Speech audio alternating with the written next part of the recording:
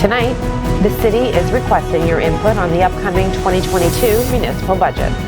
I'm Craig Huckabee. We are currently watching a line of thunderstorms heading our way for later on tonight. I'll let you know when those storms are going to hit and also talk about the slight improvement for your weekend. I'm Jacob Moore here with all your sports. The Sault Thunderbirds were looking to improve from the weekend and continue on their success. I'll have details on their game versus Sudbury coming up. News at Night with Colette Linden. Good evening. Welcome to News at Night. I'm Colette Linden. Every time your street is plowed or every time your waste is picked up, take a visit to the park or borrow a book from the library, you are witnessing your tax dollars at work.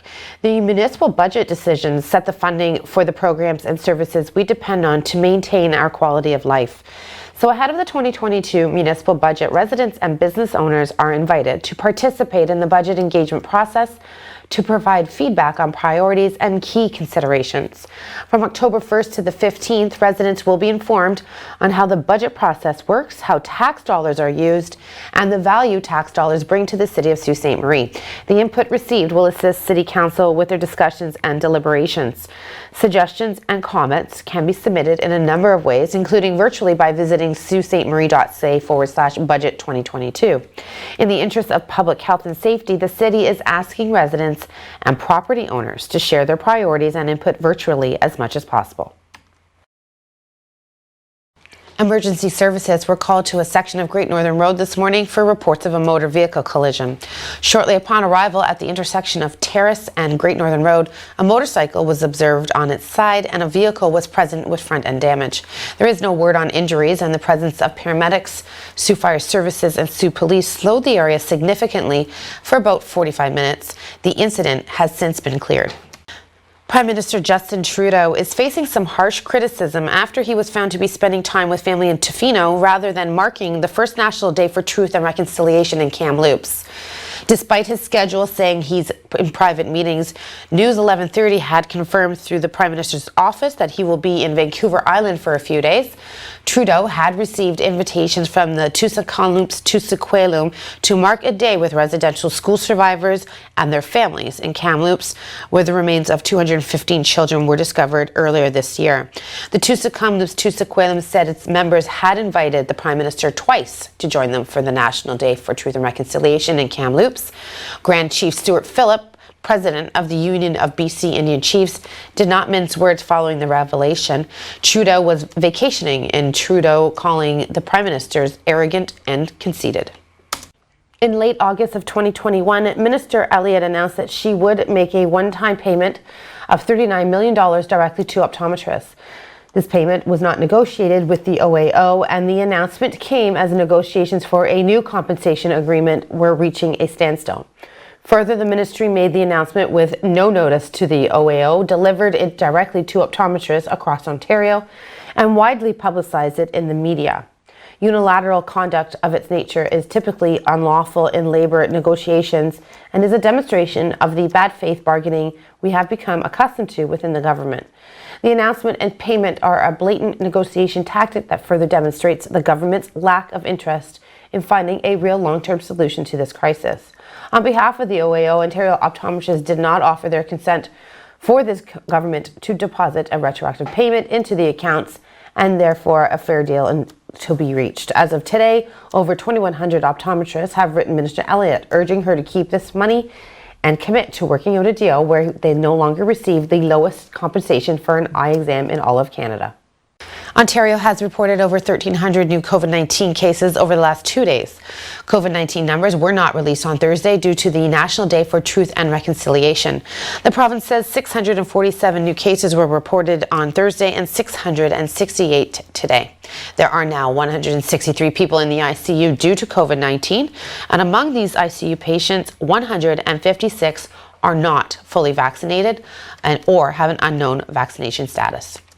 Rod Phillips, Minister of Long-Term Care, addressed the province today, announcing staff, support workers, students, and volunteers will have until November the 15th to show proof that they have received all required doses of COVID-19 vaccine, or at least proof of a valid medical exemption. All residents and 86% of staff fully immunized, we've been making good progress. These actions have included providing educational materials and information resources to homes, arranging on-site and mobile vaccine clinics, and providing homes with support so that they can administer vaccines themselves in a timely manner. In addition, Ontario was the first province in Canada to make it mandatory for homes to have an immunization policy in place for staff, students, and volunteers. This policy came into effect on July the 1st. As part of this policy, homes were required to track and report their overall staff immunization rates to the ministry on a monthly basis. When we look at that data, we see that there has been some improvement in staff immunization rates, but it is not enough to ensure residents are protected. We're able to see some wide variations between homes. Currently, 367 of the 626 homes have staff immunization levels below 90%. And more concerningly, 99 homes have a rate below 80%. We want to protect all long-term care residents and all staff, regardless of which home they live or work in. And the evidence shows, in long-term care settings, these rates are not acceptable, especially in the context of the Delta variant, which is more transmissible and more likely to lead to serious death or illness. Well, we didn't quite hit that 26-degree mark today. Not bad though, 24 degrees, we'll take that. We do have some thunderstorms to tell you about and also a slight improvement for your weekend. We will do that right after the break. On TV News, supported by Tenaris Algoma Tubes. Kickstart your career. Tenaris is rapidly growing in Sault Ste. Marie and looking for individuals interested in rewarding production and technician roles. If you are ready for a progressive career opportunity with benefits in advanced manufacturing, then please send your resume to resumes@tenaris.com. On TV News, supported by The Refinery, the leader in women's fitness and transformations. 624 Wellington Street West in Sault Ste. Marie, Ontario. Call 705-255-8895 for more information. Family-owned and operated AG Quinnell Well Drilling has been serving Sault Ste. Marie and surrounding area since 1968. For a free estimate, call 705-779-3909. AG Quinnell Well Drilling, available for all your water needs. 1944, Second Line West, Sault Ste. Marie, Ontario. AG Quinnell Well Drilling.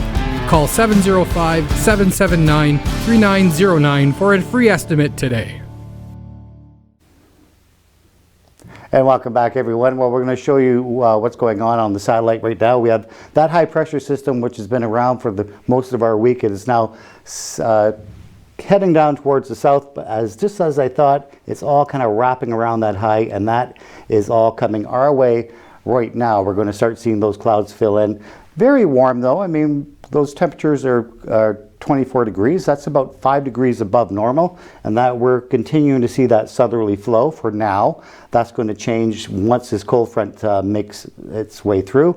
Let's take a look at the radar and we'll show you what's going on for tonight. So right around 9 o'clock tonight, we're going to see those thunderstorms develop and a line just north of the Sault. So it's really hit and miss right now if it's actually going to hit the city or not with these thunderstorms. We do have rain showers, so for sure, coming into our neck of the woods overnight tonight and lasting into our day Saturday. But it is more or less falling apart. It's kind of separated itself. So there's a clump of rain on the first part of the front, and then there's a lull, and then there's some more rain coming in after that. So that's really going to change our weekend forecast somewhat. We'll take a look now at temperatures. Kind of muggy tonight, 14 degrees here in the Sault, 13 in Wawa, 11 degrees in Timmins, so that's not bad, 14 degrees in Sudbury, and 14 degrees also in Thunder Bay. So muggy air mass tonight, just enough of an energy to give that cold front something to work with, and here it is right here. So this is what I was telling you about.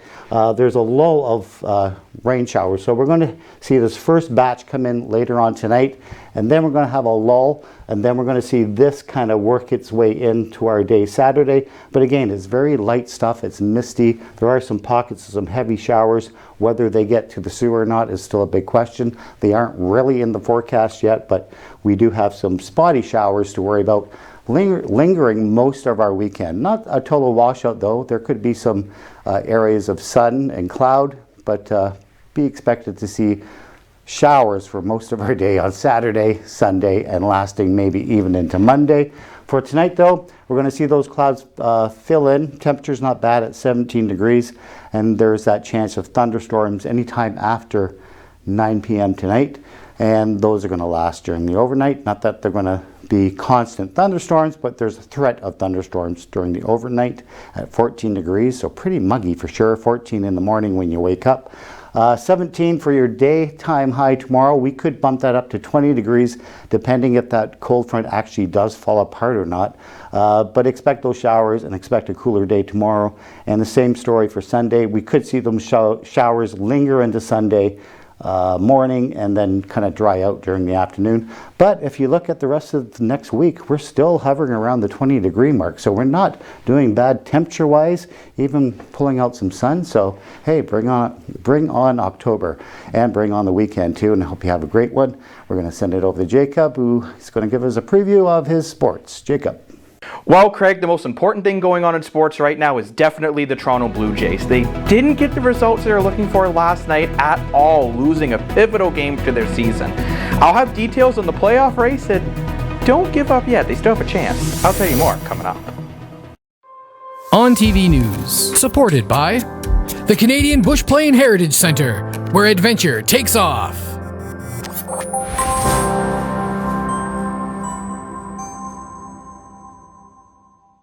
On TV News, supported by Gary Chervinsky, Exit Realty, Lake Superior. Buying a home is a big decision, so is choosing the right agent. Call Gary Chervinsky, broker at Exit Realty, Lake Superior, 705-257-5432.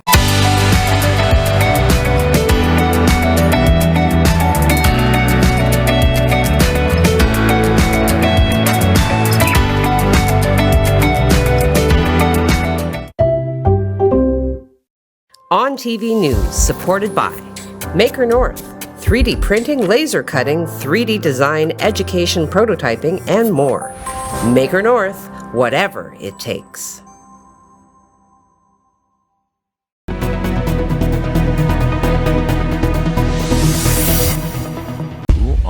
The day. Fly ball left center field and deep. Turning and looking is Springer. See ya! 3 home runs against the presumptive Cy Young Award winner. Yankees making a statement, and they are taking a big-time lead here in the 6th inning. The Toronto Blue Jays were looking for a very important win last night, but they just couldn't get the job done. The Jays did out-hit the Yankees 10-6, but they left way too many runners on base, losing this game 6-2. The Jays did get some help, however, last night from the Baltimore Orioles. The Baltimore Orioles were able to take down the Red Sox as well, meaning now the Jays are still only 1 game behind the Red Sox. The Jays are now 1 game behind those Red Sox and the Mariners, but now they're 3 games behind the Yankees for those 2 final playoff spots. The Blue Jays only have 3 more games left in this season, and they're all versus Baltimore, all at the Rogers Center. The first game of this series is tonight at 7:07 p.m. This is a very important series for the Jays, as they know if they don't sweep this series, they pretty much won't make the playoffs. The Sault Thunderbirds were looking for an important win last night versus Sudbury. This was the second game of the home-and-home. The Thunderbirds won their first game 4-3 in dramatic fashion, and they won again last night. The Thunderbirds played a much more solid game, playing pretty well for most of it. The head coach, however, did feel that the team needed to clean up their second period just a little bit more, and I quote, "We got away from our game a bit in the second, but I was impressed and proud of how the boys rallied around Zeppa in the third to get the win. Zeppa, the team's goaltender, was a key part of this win, making 29 saves for the victory." The Sault Thunderbirds will return home to the John Rhodes Arena on Saturday night at 7:30 when they will take on the Espanola Express. The Toronto Maple Leafs are showing confidence in head coach Sheldon Keefe and have extended his contract for an additional 2 years. The Leafs head coach contract was set to expire this season, and the team felt they didn't want the distraction. Insider trading from TSN is reporting, however, they have confidence in Keefe, but this is a do-or-die moment for him. Only signing him to a 2-year term shows that they want him to coach this team, but if he doesn't get the job done soon, he'll be out the door. Sticking with the Toronto Maple Leafs, the Leafs will be having their blue versus white exhibition game tonight at 6 p.m. This is a great opportunity for fans and sports analysts like myself to see what these players are really made of. The Leafs made their first cuts the other day, and now this is a chance to see how the players stack up against each other. You will not see some of the star players like Matthews, Marner, Nylander, Tavares, or Morgan Rielly playing. However, this is a good chance to see what the prospects and the newcomers can really do. This is a chance for Sheldon Keefe and the coaching staff to see who's going to make the team and who's going to either be sent down to the AHL or even sent back to the Canadian Hockey League or other minor hockey league associations. NFL has announced an all-important halftime show, and we have a really impressive lineup. This is the first time ever the NFL has decided to go to a fully rap and R&B lineup for this halftime show. We have Dr. Dre, who will be making his first appearance since his brain aneurysm. Eminem will be coming back and going live for the first time in a while. Kendrick Lamar will also be joining them, Snoop Dogg, and Mary J. Blige. This is a full, top-notch cast, and we all know it's going to be quite a show.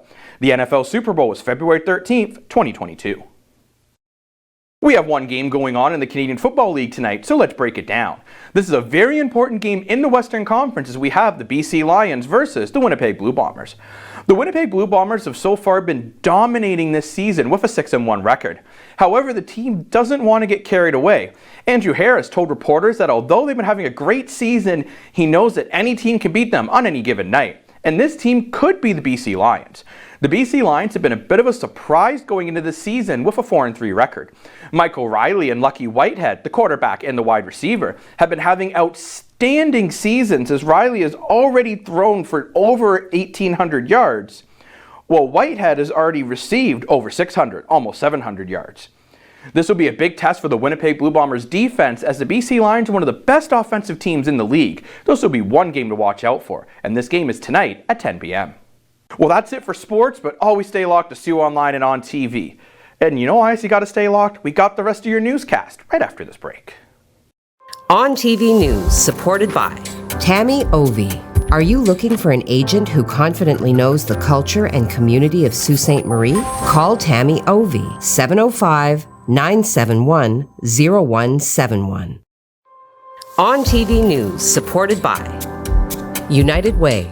Help make your community a better place. Show your local love and donate today.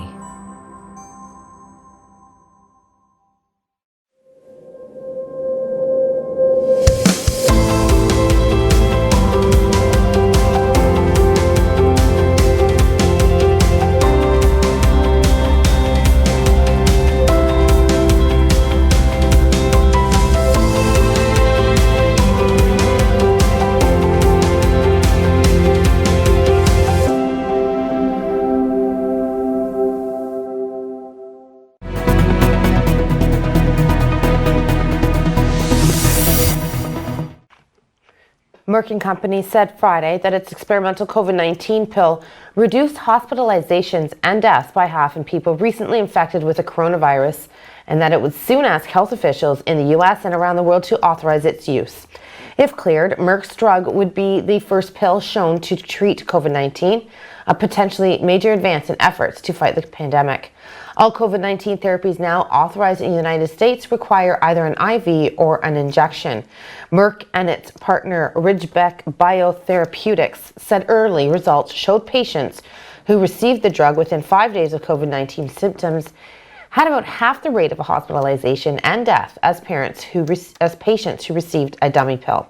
The study tracked 775 adults with mild to moderate COVID-19 symptoms who were considered higher risk for severe disease due to health problems such as obesity, diabetes, or heart disease. As provinces and employers across Canada increase restrictions on the unvaccinated or introduce vaccine passports, cyber criminals are attempting to cash in by offering fake vaccination certificates for sale online. Sellers are offering phony proof of vaccination documents for several provinces that apparently look just like the real thing. Some of them even claim to be able to enter the data from the fake certificates into official government databases. Prices and promises vary, according to offers viewed by CBC News on platforms like Telegram.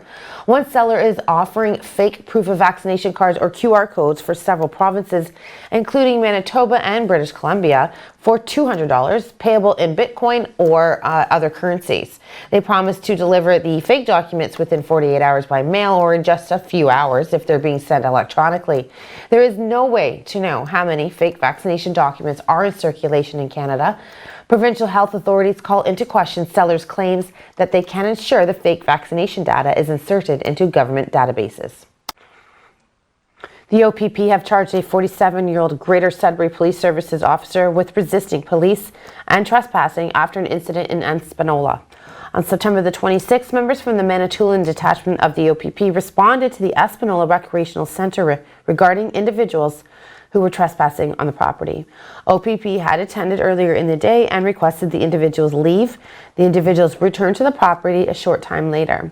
As a result of the investigation, a 47-year-old from Espanola was arrested and charged, as well as the 39-year-old from Espanola, who was also charged. The accused was released on an appearance notice and is scheduled to appear in court on November the 15th. According to a report on CTV, Sudbury Police confirmed that the 47-year-old was an officer in the force and has been placed on administrative leave. The officer's incident, which according to another media outlet revolved around the vaccine requirements, was also forwarded to the Provincial Standards Branch. Interact Corps says it has signed a deal to acquire the exclusive rights to SecureKey Technologies Inc.'s digital ID services in Canada. Financial terms of the agreement were not immediately available. However, Interact did say that SecureKey will help in its building of a national network that will allow people to securely share and verify their identity information digitally. SecureKey provides digital identification and authentication, including the Verified Me service and government sign-in by Verified Me. The company also has partnerships with financial institutions and businesses, including all of the large Canadian banks. The deal follows Interact's acquisition of Ottawa-based Two Keys Corps in 2019. That's your On TV News for Friday, October the 1st. On behalf of Craig Huckabee and Jacob Moore, I'm Colette Linden. We wish you a safe weekend, and we will see you on Monday.